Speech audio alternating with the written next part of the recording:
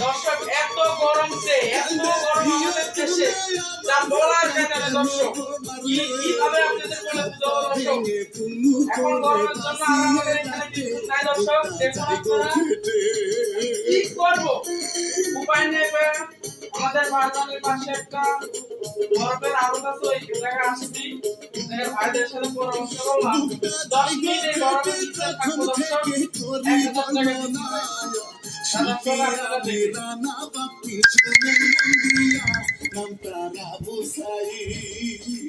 দর্শক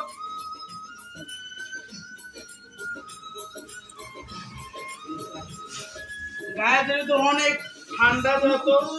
কিছু করার নেই অনেক গরম তুই যে মোটার মোটা কোন কোম্পানির চাল খাস আল্লাহ মালিক জানে আর তুই জানিস তুই কি এর ভিতরে ঢোকার পারিস ঢোকে তো